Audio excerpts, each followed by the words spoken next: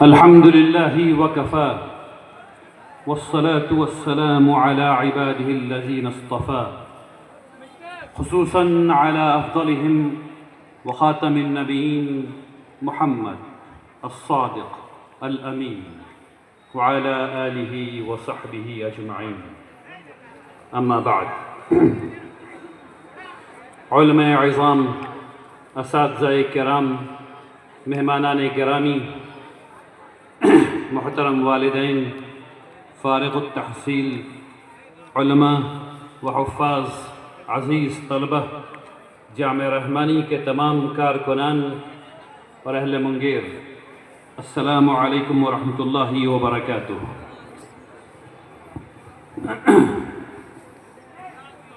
اللہ سبحانہ و تعالیٰ کا احسان ہے، اللہ کا لاکھ لاکھ شکر ہے کہ اللہ تبارک تعالیٰ نے ہم سب لوگوں کو یہ توفیق عطا فرمائی کہ ہم سب لوگ قرآن اور سنت کی نسبت سے سجائی ہوئی اس مجلس میں اپنی حاضری درج کرا سکیں، اور یقیناً یہ اللہ کی توفیق کے بغیر ناممکن تھا۔ اس لیے شکر ہے اس ذات کا جس نے ہمیں توفیق دی کہ ہم اس کا شکر ادا کر سکیں۔ سبحان اللہ و بحمدہ، سبحان اللہ العظیم۔ اپنی بات شروع کرنے سے پہلے میں آپ کے سامنے ایک گزارش رکھنا چاہتا ہوں۔ ہمارے درمیان جامعہ رحمانی کے استاد حدیث حضرت مولانا جناب عبدالسبحان صاحب رحمانی اب نہیں رہے، رحمۃ اللہ علیہ، اور آج ہمارے ایک مہمان جو کشن گنج سے تشریف لائے تھے، جناب اسیر الدین صاحب ابن محمد کلیم الدین صاحب، انہیں ہارٹ اٹیک آ گیا اور وہ بھی اس جہاں سے کوچ کر گئے۔ انا للہ و انا الیہ راجعون۔ یقیناً ہم سب لوگ اللہ کی جانب سے ہیں اور اسی جانب لوٹ جانا ہے۔ اللہ تبارک تعالیٰ ان دونوں حضرات اور تمام لوگ جو جا چکے ہیں ان کی مغفرت فرمائے، انہیں جنت الفردوس العالی میں جگہ نصیب فرمائے، آمین یا رب العالمین۔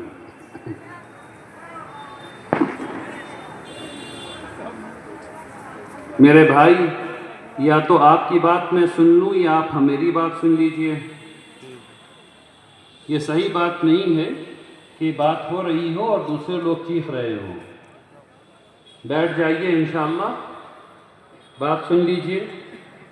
اصل میں میری کوشش یہ ہوتی ہے کہ اس قسم کی مجلس رات کے 10 بجے سے زیادہ آگے نہ بڑھے، کیونکہ فجر کے متاثر ہونے کا خطرہ رہتا ہے، اور رات بھر کی عبادت بھی ایک فرض کے چھوڑنے کے برابر نہیں ہو سکتی۔ تو فجر کا اہتمام ضروری ہے، تمام فرض کا اہتمام ضروری ہے، باقی تمام چیزیں نفلی ہیں۔ اس نقطہ نظر میں ہمیشہ یہ کوشش کرتا ہوں کہ 10 بجے تک یہ پروگرام ختم ہو جائے، لیکن آج پھر آپ کے سامنے جب میں نے بات شروع کی ہے تو 10:15 ہو رہے ہیں تقریباً، اس لیے میں کوشش کروں گا کہ اپنی بات جلد ختم کر لوں۔ آج کا دن الحمدللہ رب العالمین کامیابی کا دن ہے۔ آج کا دن امانت کو سنبھالنے کا دن ہے۔ آج کا دن ہمیں یہ یاد دلاتا ہے کہ اللہ سبحانہ و تعالیٰ کی رضا کی خاطر جب ہم اللہ سبحانہ و تعالیٰ کے سامنے پوری عاجزی کے ساتھ دعا کرتے ہیں اور اس کے بعد عزم کے ساتھ کسی اچھے کام کو کرنے بیٹھتے ہیں اور پورے اخلاص کے ساتھ دن اور رات ایک کر دیتے ہیں، تو اللہ تبارک تعالیٰ اپنی رحمتیں نازل فرماتا ہے، اللہ تبارک تعالیٰ مشکلوں کو آسان فرما دیتا ہے، اور اللہ تبارک تعالیٰ کامیابیوں سے ہمکنار کرتا ہے۔ یہ جو دستار ہمارے فضلاء کے سر پر بندھی ہوئی ہے، ہمارے حفاظ کے سر پر بندھی ہوئی ہے، یہ اس بات کی ضامن ہے جو میں نے ابھی آپ کے سامنے کہی ہے۔ حفظ کرنا کوئی آسان کام نہیں ہے، عالم بننا کوئی آسان کام نہیں ہے، ہر روز کی جد و جہد ہے، ہر روز کی تیاری ہے، اور اس کے بعد تیاریوں کے بعد جاگنا بھی ہے اور محنت بھی کرنا ہے اور کوشش بھی کرنا ہے، اور کسی کو 4 سال، کسی کو 5 سال، اور فضیلت کے لیے 9 سال، اور دارالحکمت میں ہیں تو 12 سال، اتنا وقت لگانا پڑتا ہے، تب جا کر کے ایک آدمی نکھر کر کے عالم بنتا ہے یا حافظ بنتا ہے۔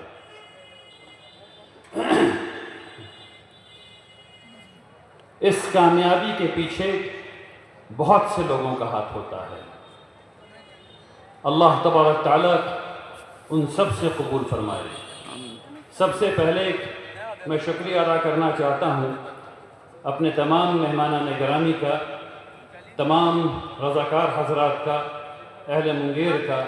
آپ تمام حضرات ملک کے کونے کونے سے یہاں آتے ہیں، خاص کر کے صوبہ بہار کے کونے کونے سے یہاں آتے ہیں، مختلف سمتوں سے آتے ہیں، اس عقیدت اور محبت کے اظہار میں آتے ہیں جو آپ کے دل میں ہے۔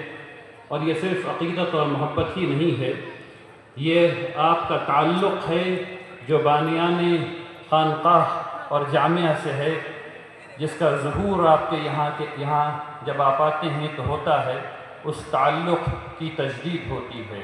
اللہ تبارک تعالیٰ آپ کے آنے کو قبول فرمائے، آپ کی محبتوں کو قبول فرمائے، آمین یا رب العالمین۔ بہت مبارکباد کے مستحق ہیں وہ والدین جنہوں نے یہ سوچا کہ ان کے گھر میں دین کا چراغ جلے، قرآن کا چراغ جلے، اور انہوں نے اپنے بچوں کو اس تعلیم کے لیے یہاں بھیجا۔ اللہ تبارک تعالیٰ آپ سے قبول فرمائے۔ ہم سب کو یہ احساس ہے کہ آپ نے کس طرح سے اپنے پیٹ کو کاٹ کر کے اپنی اولاد کو پڑھایا ہے۔ ہم سب کو اس بات کا احساس ہے کہ کس طرح آپ نے رات رات بھر جاگ کر کے اپنے بچوں کے لیے، خانقاہ رحمانی کے لیے، جامعہ رحمانی کے لیے، یہاں کے اساتذہ کے لیے دعائیں کی ہیں تاکہ آپ کے بچے حافظ ہو جائیں، آپ کے بچے عالم ہو جائیں، اور الحمدللہ رب العالمین، اللہ تبارک تعالیٰ نے آپ کی دعاؤں کو سن لیا۔ آپ بہت بہت مبارکباد کے مستحق ہیں۔ اللہ تبارک تعالیٰ آپ کے گھروں میں رزق عطا فرمائے اور آپ کی اولاد کو آپ کی آنکھوں کی ٹھنڈک بنا دے، آمین یا رب العالمین۔ بہت مبارکباد کے مستحق ہیں اس تعلیم کی اصل روح جنہیں ہم اساتذہ کرام کہتے ہیں۔ اللہ کا بے پناہ احسان ہے کہ اللہ تبارک تعالیٰ نے جامعہ رحمانی کو ایسے اساتذہ کرام عطا فرمائے ہیں جو صبح اور شام یہاں کے طلبہ کی فکر میں رہتے ہیں۔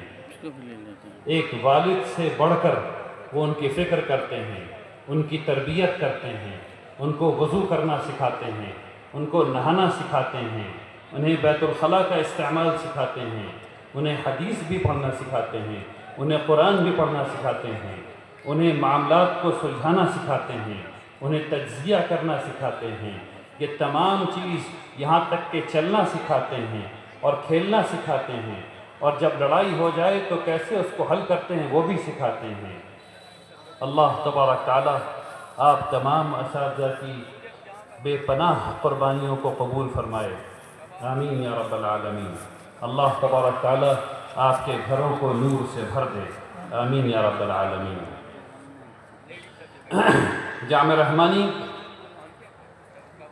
کی گاڑی کا چکا نہیں ہل سکتا اگر یہاں کے کارکنان، یہاں وہ لوگ جو پردے کے پیچھے رہ کر کے کام کرتے ہیں، وہ لوگ جو مطبخ میں کام کرتے ہیں، وہ لوگ جو آفس میں کام کرتے ہیں، وہ لوگ جو صفائی کرتے ہیں، اگر وہ ان کاموں کو چھوڑ دیں، ان کا کام پردے کے پیچھے ہوتا ہے، خاموش ہوتا ہے، اس لیے وہ نظر نہیں آتے۔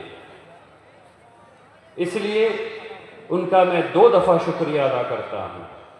اللہ تبارک تعالیٰ آپ جس اخلاص سے کام کرتے ہیں، جس محنت سے کام کرتے ہیں، اللہ تبارک تعالیٰ آپ کو اس کا خوب خوب بدلہ دے۔ اللہ تبارک تعالیٰ آپ کو حلال رزق عطا فرمائے، آمین یا رب العالمین۔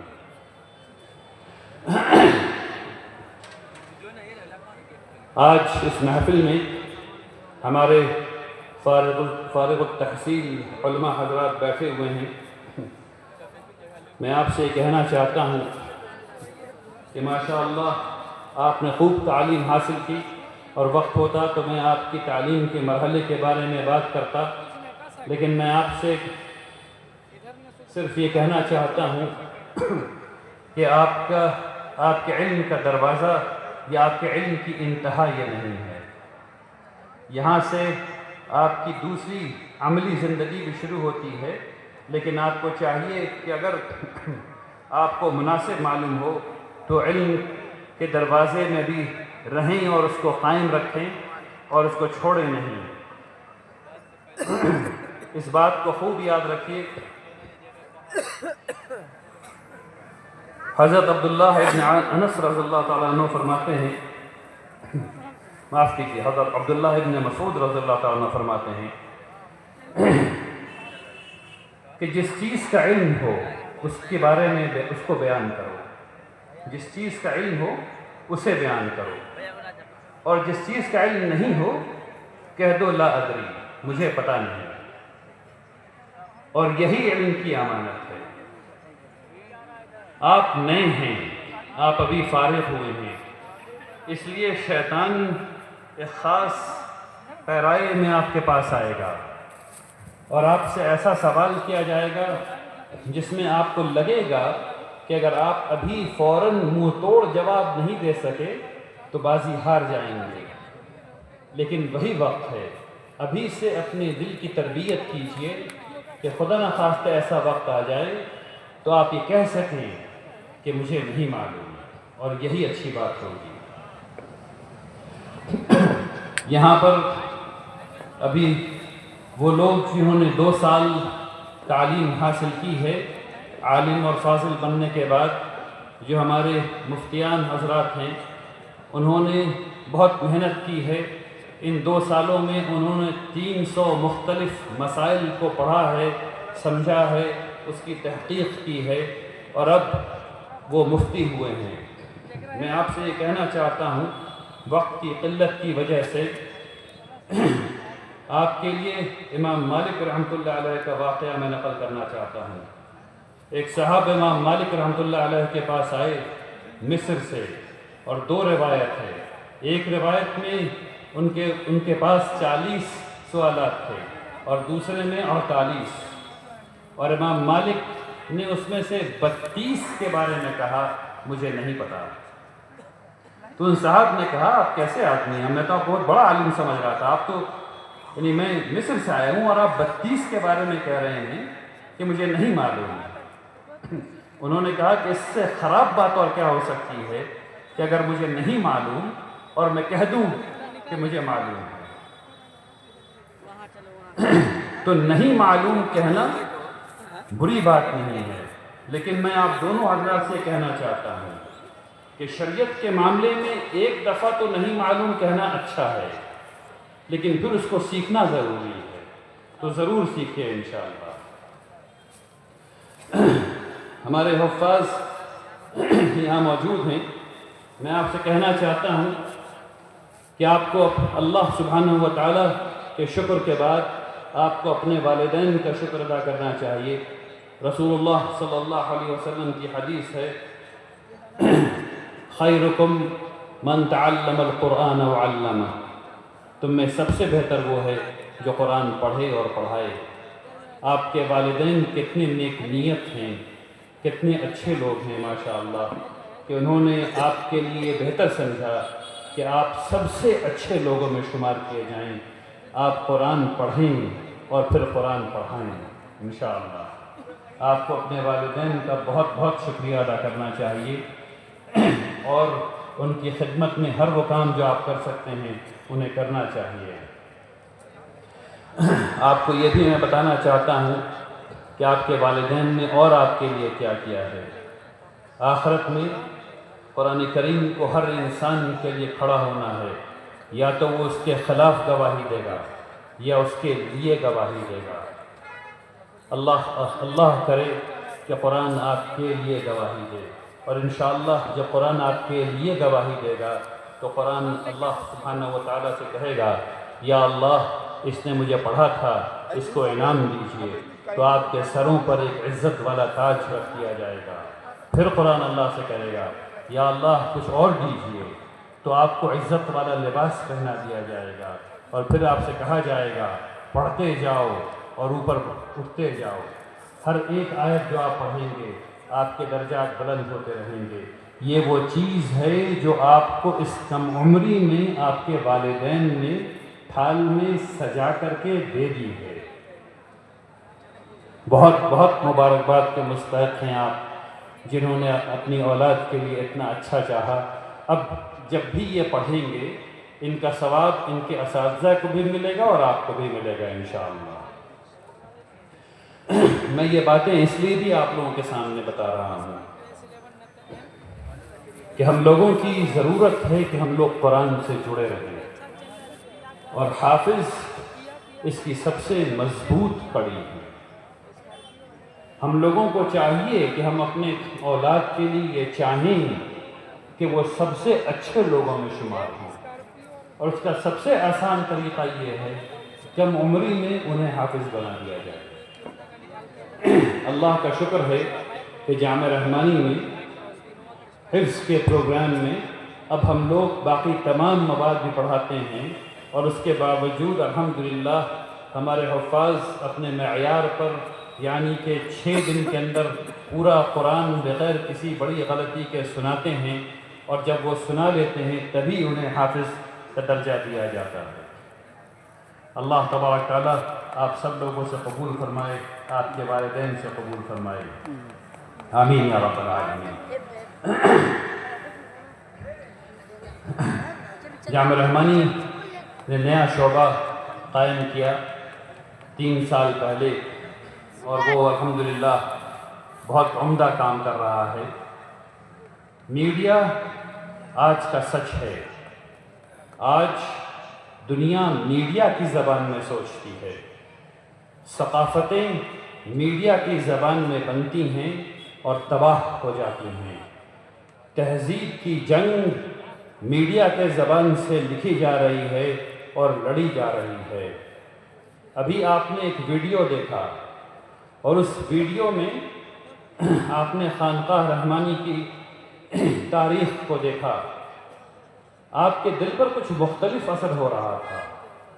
میں یہاں بیٹھ کر آپ کے چہروں کو دیکھ رہا تھا، آپ کے دل پر کچھ مختلف اثر ہو رہا تھا۔ اگر اس پریزنٹیشن سے پہلے میں یہ بات کہہ رہا ہوتا تو آپ کو میری بات میں شاید اتنی صداقت محسوس نہیں ہوئی ہوتی۔ آج کا دور میڈیا کا دور ہے، میڈیا اسٹڈیز کا دور ہے۔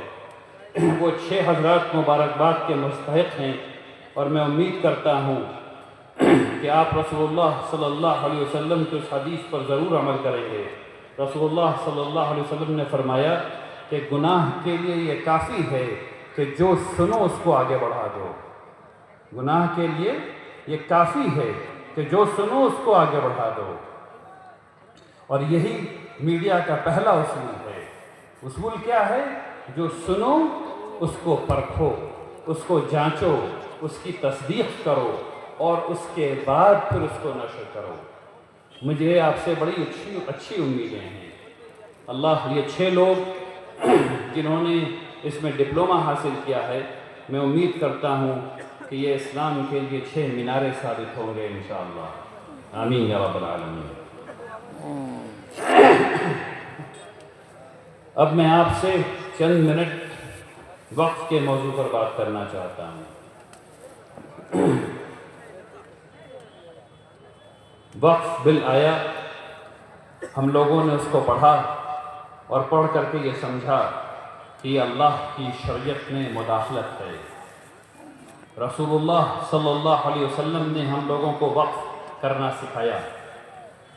ان سے ہمیں یہ تعریف ملی کہ وقف کیا ہوتا ہے، واقف کیا ہوتا ہے، متولی کیا ہوتا ہے، اور منشا کیا ہوتی ہے، اور ان سب کی اسلامی تعریفات یعنی ڈیفینیشنز موجود ہیں۔ اور یہ جب وقف بل آیا تو اس سے یہ پتہ چلا کہ اس نے جو اسلام کی روح ہے وقف کی وہ ختم کر دی ہے، اور اس کو پراپرٹی مینجمنٹ کا ایک ادارہ بنا دیا ہے۔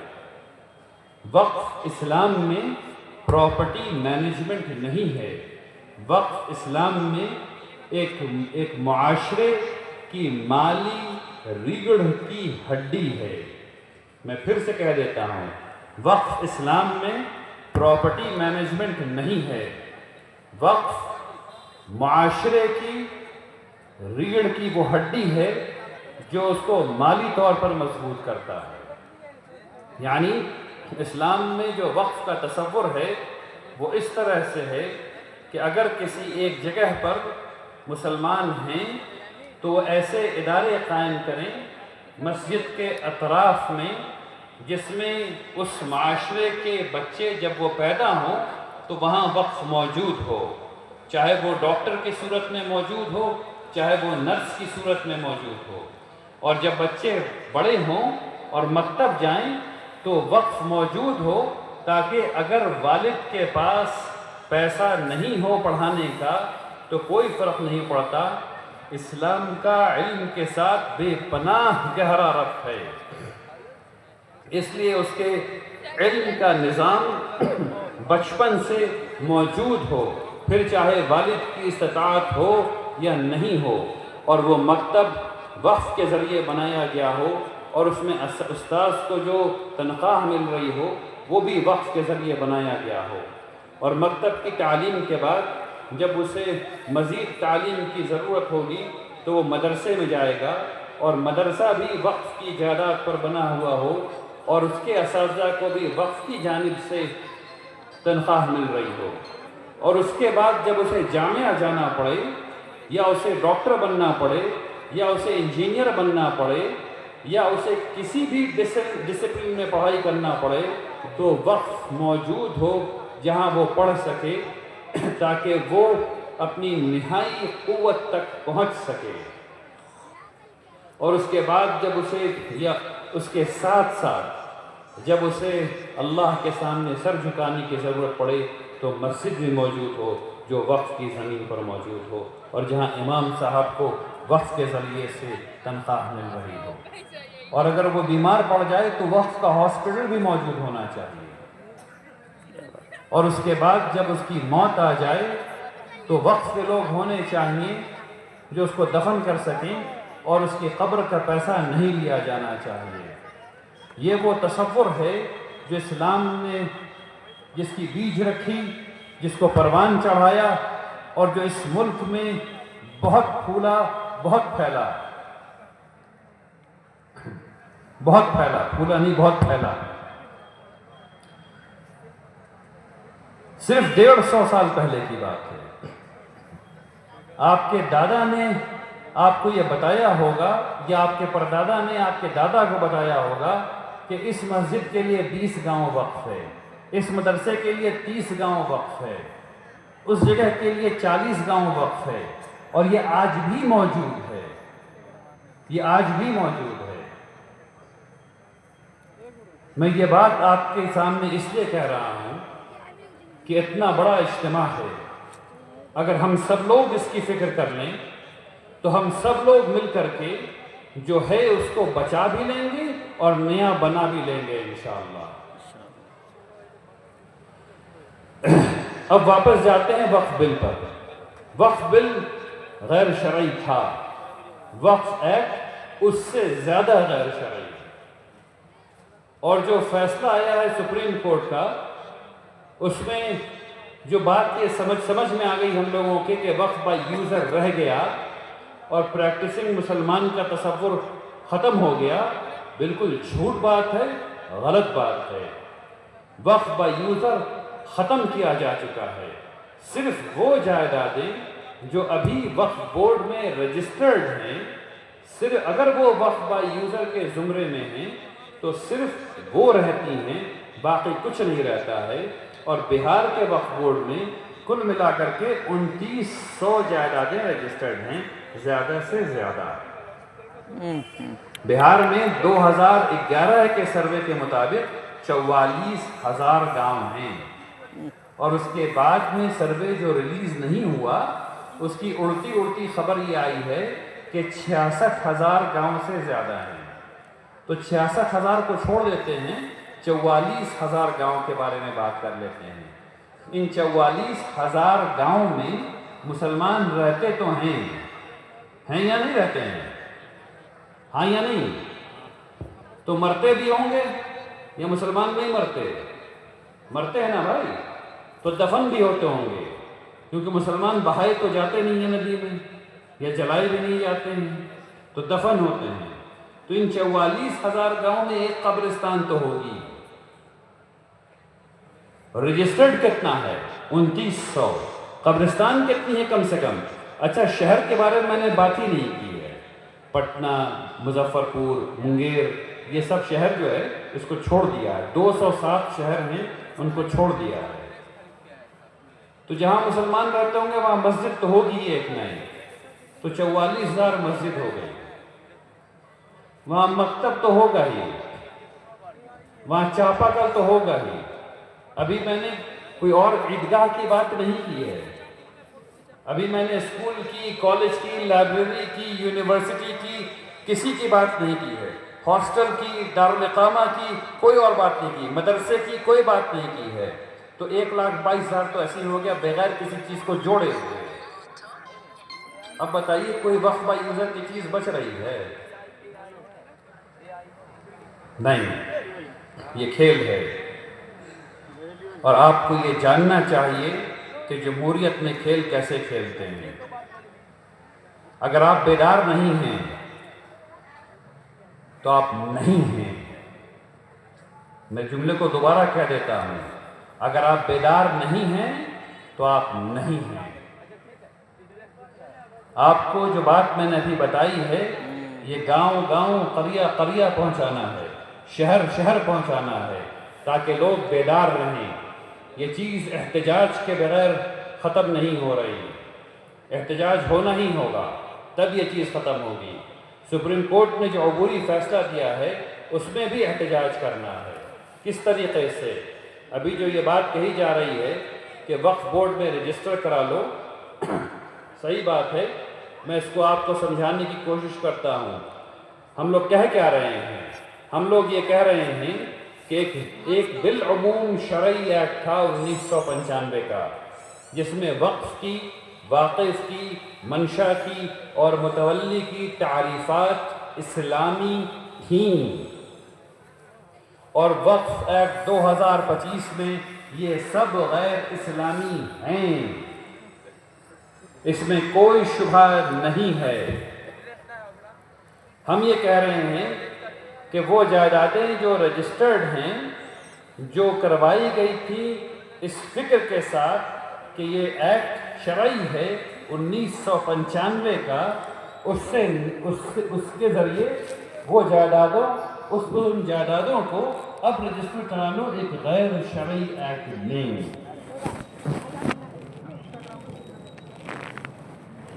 اللہ کی امانت، اللہ کے حکم کو ضائع کر دو، ناممکن سی بات ہے۔ ہم لوگوں نے بیٹھ کر کے اس پہ بہت غور و فکر کیا، بہت سمجھنے کی کوشش کی۔ ہم لوگوں کو کسی بھی طریقے سے یہ ایکٹ شرعی معلوم نہیں ہو سکا۔ ہم لوگوں نے مقاصد شرعیہ کو سامنے رکھ کر کے اس کا تجزیہ کیا، ہمیں پتہ چلا کہ یہ ایکٹ غیر شرعی ہے۔ ہم لوگوں نے مصالح کے نقطہ نظر سے اس کو سمجھنے کی کوشش کی، اور امام غزالی رحمۃ اللہ علیہ اور امام شاطبی رحمۃ اللہ علیہ کے تمام شرائط پر اس کو رکھ کر کے دیکھا، ہر ایک شرط میں یہ ایکٹ مسترد پایا گیا، یہ غیر شرعی ہے۔ اب ہمارے پاس کیا اختیارات رہ گئے؟ حکومت یہ کہتی ہے کہ یا تو جو نوٹس آیا ہے وقف بورڈ کی، وہ یہ کہتا ہے کہ اگر نہیں رجسٹر کرایا تو دفعہ نمبر 61 کے تحت مقدمہ چلے گا، یعنی کہ جیل۔ تو اگر نہیں کرایا تو جیل، یعنی آپ کو بالاکراہ اس کو کرانا ہی کرانا ہے۔ اب اس میں شریعت کیا کہتی ہے؟ تو شریعت یہ کہتی ہے کہ چونکہ تم اسلامی نظام میں نہیں رہتے ہو، اسلام کو فوقیت حاصل نہیں ہے، اسلام کا نظام حق قائم نہیں ہے، اس لیے اگر کوئی چیز ایسی آ جائے جس میں اتنا جبر ہو، اتنی زبردستی ہو، تو اس میں دو صورتیں ہوتی ہیں، ایک عزیمت کی، ایک رخصت کی۔ عزیمت یہ ہوگی کہ ہم کم سے کم یہ کریں کہ ہم ہائی کورٹ جائیں اور ہائی کورٹ میں پٹیشن ڈالیں کہ یہ چیز ہمیں اپنے مذہب سے دور کر رہا ہے، ہم اس کو غیر شرعی سمجھتے ہیں، اس لیے ہم اس میں رجسٹر نہیں کرا سکتے ہیں، اور انتظار کریں کہ وہ کورٹ کا فیصلہ آئے، اس کے بعد کی راہ دیکھی جائے۔ رخصت یہ ہوگی، اور صرف یہی ایک رخصت ہو سکتی ہے، دوسری کوئی رخصت نہیں ہو سکتی ہے، کہ ہم اس کو رجسٹر تو کرائیں لیکن رجسٹر کے ساتھ ساتھ اپنے موقف کو بیان کریں، یعنی حکومت کو یہ بتائیں کہ میرے اس رجسٹریشن سے ہرگز نہ یہ سمجھا جائے کہ ہم اس ایکٹ کو صحیح سمجھتے ہیں، ہرگز نہ یہ سمجھا جائے کہ ہم اس ایکٹ کو جائز سمجھتے ہیں، ہرگز نہ یہ سمجھا جائے کہ ہم اس ایکٹ کو شرعی سمجھتے ہیں، ہم اس ایکٹ کو غیر شرعی سمجھتے ہیں، ہم اس ایکٹ کو غیر دستوری سمجھتے ہیں، ہم اس ایکٹ کو بنیادی حقوق کی پامالی سمجھتے ہیں، اور ہم صرف اس لیے رجسٹر کرا رہے ہیں کیونکہ ہمارے پاس اختیار نہیں ہے۔ آپ نے کہا ہے کہ 20,000 سے 1,00,000 روپے تک کا جرمانہ دو، یا جیل جاؤ، یا پھر رجسٹر کراؤ۔